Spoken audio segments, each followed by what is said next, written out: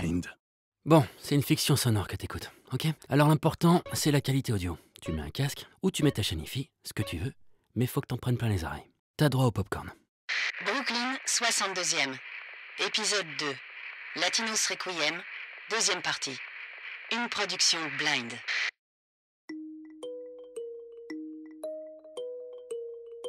Après avoir vomi le bourbon de la veille, cette journée m'a foutu un mauvais coton. Avec l'arrivée d'une nouvelle capitaine, l'arrestation d'un gus accro au crack, il manquait plus que les hot dogs de Jenny soient secs. Heureusement, il y a encore des indices qui tiennent la route. En parlant de balance, Angelo a ramené ses dreads et sa bœuf à l'abri des regards. Il veut qu'on retrouve une belle métisse. On va se pencher sur cette disparition. En attendant, la mort du vieux Borelli pousse les mafieux à jouer au strike avec la hiérarchie. La première qui pourrait sauter, c'est Frankie Lambretta. Mais ce vieux Scarface a encore les dents longues.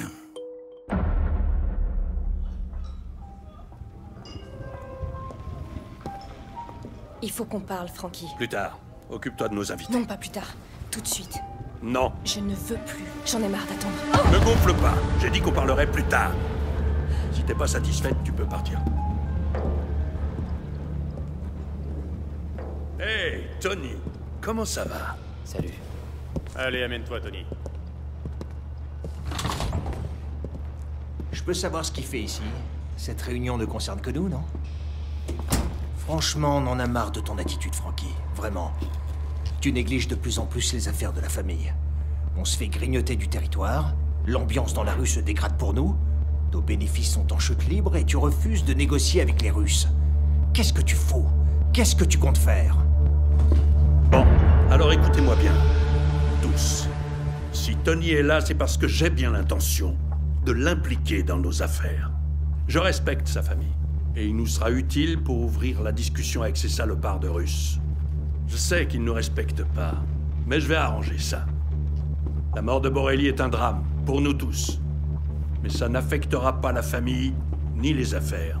On espérait que tu nous dirais qui va succéder à Borelli. Son neveu Michael le fera, dès que je le déciderai.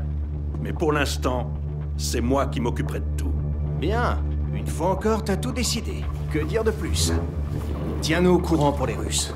Mais la prochaine fois, évite de nous faire venir pour des réunions où l'on apprend que t'as déjà tout fixé pour nous. Au final, un fax suffirait. Bonne journée, Tony. Frankie, je crois que tu leur as légèrement tapé sur les nerfs. Scorsese t'a plus à la bonne depuis un moment et on peut pas dire que tu cherches à arrondir les angles. Mais je suppose que t'as déjà tout prévu. Je vais régler le problème.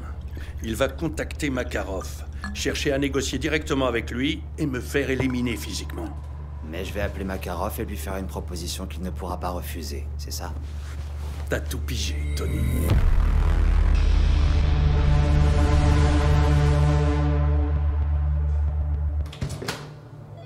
Lieutenant, c'est à vous. Mais après vous, capitaine.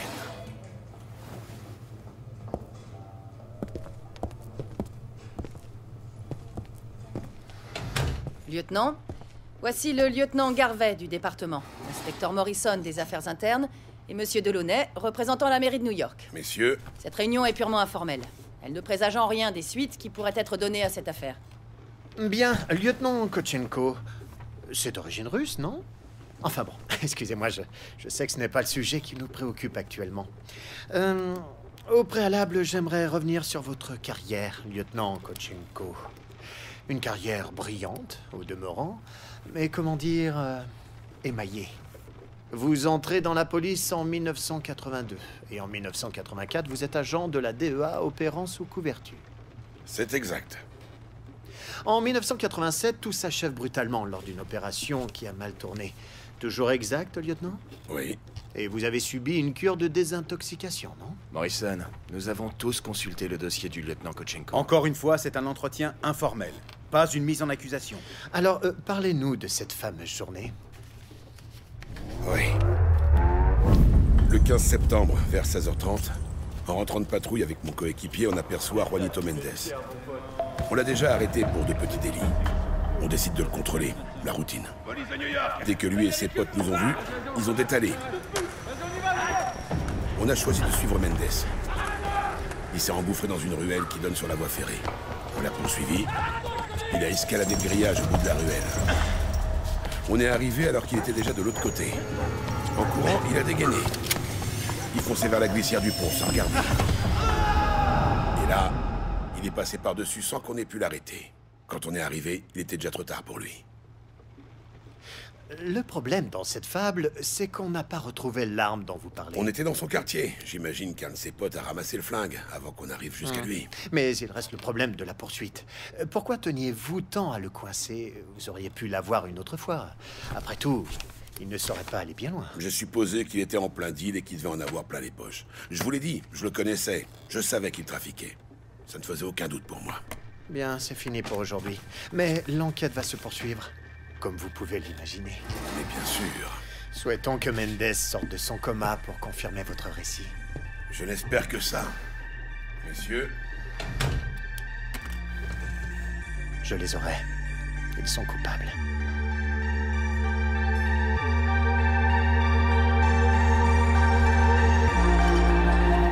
Vos bières.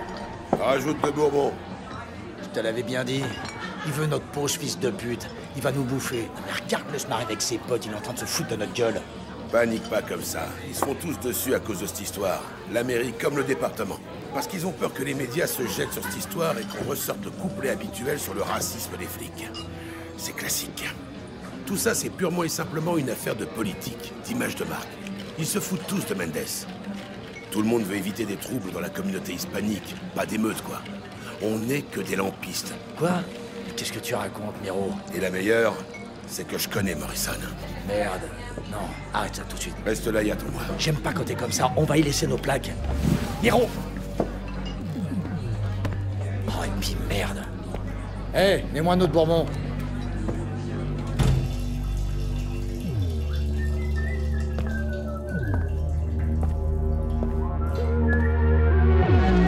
Tu vas m'écouter, enfoiré.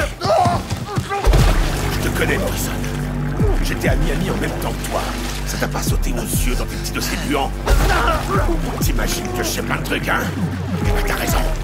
Je connais l'histoire avec Luisa Ibanez. Je sais ce que toi et tes potes vous avez fait. Et je sais ce que toi, tu as fait. Et je crois bien que ça va intéresser plein de gens de savoir que t'es dans le coin. J'étais infiltré chez Oscar Batista à Miami. Là, je suis sûr que tout se remet en place dans ta tête. Je me demande comment ce vieil Oscar réagirait dans sa cellule s'il savait que t'es encore vivant. Alors, fils de pute, tiens-toi à carreau. Sinon, je crois bien que tu vas te faire larder et couper les burnes. Crois-moi, Morrison. Je suis sûr que même le département apprécierait de connaître cette petite histoire. Réfléchis bien à tout ça. C'est mon premier et dernier avertissement. Après, ce sera du sérieux. Amène-toi au dégage. Je peux terminer mon verre?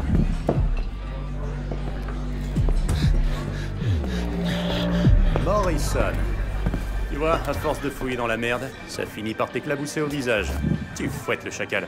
Change de table, s'il te plaît. Ça se paiera cher, très cher. Ce gros con va déguster. Et ça ne fait que commencer. Vous pouvez me croire. Tu lui as mis la gueule dans les chiottes? J'ai calmé Morrison. Sans déconner. J'ai connu Morrison à Miami. Il bossait aussi pour la DEA à l'aéroport. Un jour, ils ont intercepté une mule, Luisa Ibanez. Ils ont attendu qu'elle sorte tous les sachets de ses intestins. Ils ont récupéré la cam pour la revendre. Luisa a voulu foutre la merde dans leur turbine. Elle a commencé à hurler dans le terminal d'aéroport. Les trois autres se faisaient dessus. Ils l'ont tabassée à mort pour qu'elle la boucle. Mais Luisa portait le môme du fils d'Oscar Batista. Et elle a perdu le bébé. Le vieux Batista a disjoncté. Un des potes de Morrison s'est fait buter. Alors il a tout balancé à ses supérieurs, en jurant qu'il voulait pas. Il s'en est bien tiré, ce salopard.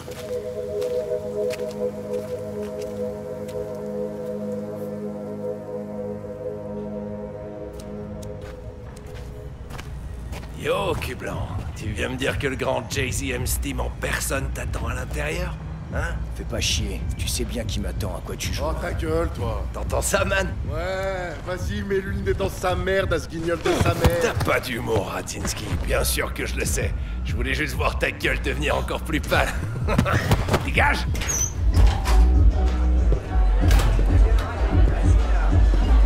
Ah, Angelo. Amène-toi. Salut, Angelo.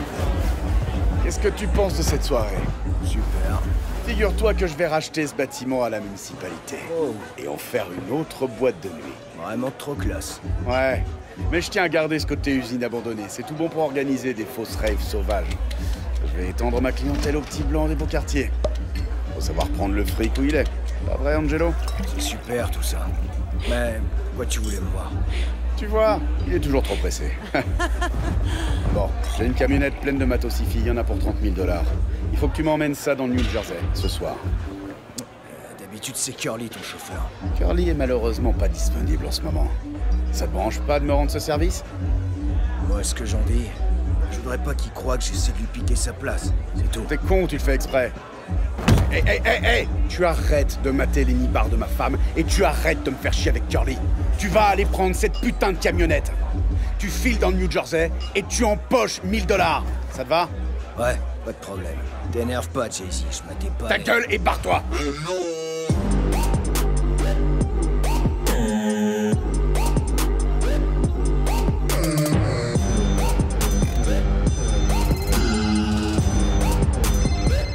Ouais, quoi, Angelo? Qu'est-ce que tu veux? Ah, ok. Curly a vraiment disparu. Écoute, là, on est en route pour ta fameuse casse. Hein? Qu'est-ce que tu fous? Comment ça, tu remplaces Curly? Merde. Pas de ça. Lyrie est connu de nos services. Je te laisse, branleur. Recel de voitures volées, contrebande d'armes. Bon client. C'est là-bas. J'espère que ce petit merde d'Angelo nous a pas baratiné. J'ai pas très envie de trouver le cadavre d'une môme là-dedans. Moi non plus, sergent. Moi non plus. C'est bien joli tout ça, mais on n'a pas vraiment le droit de rentrer. Bah, il doit bien y avoir une ou deux caisses volées qui traînent là-dedans. Fais-moi péter ce cadenas. Oh, et puis merde.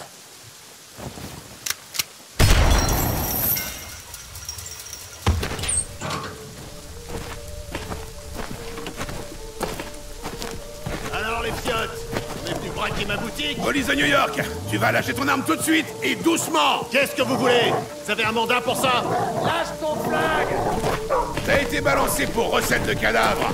Une jeune fille. C'est ça, ouais. Attaque!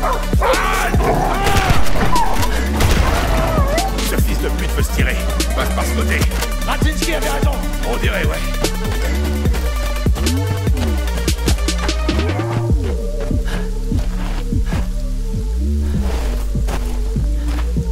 Prends ça, enculé de flic!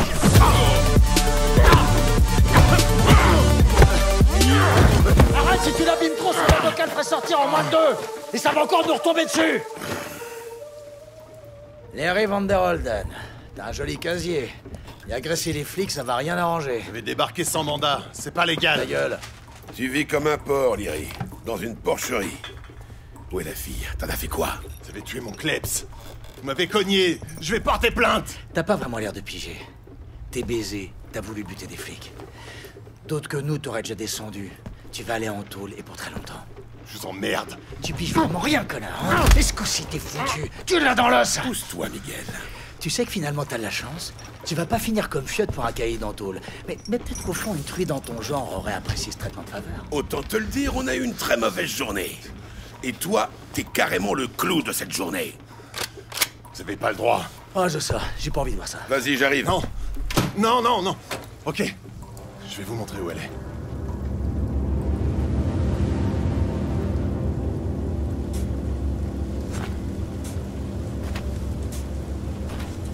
Lieutenant, voilà votre colis.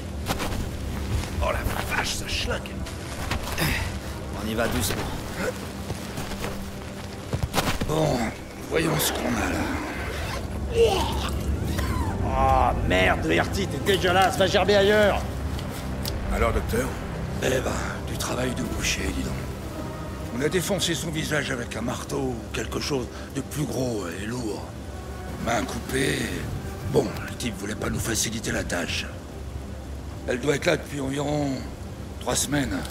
Mais vu l'état du sol et des saloperies qu'on doit y trouver, acide de batterie, essence, huile de moteur, je peux rien garantir. Ça peut jouer sur l'état du corps. Pour le reste, il va vous falloir attendre la fin de l'autopsie. Le plus tôt possible, demain. Ben ouais. Et donc aller me coucher pour faire au plus tôt. Polanski, emmène notre client au poste et laisse une voiture en faction devant la casse. Je veux personne ici jusqu'à ce que les experts aient tout examiné. Tu crois que c'est Léry qui a massacré cette gonzesse comme ça?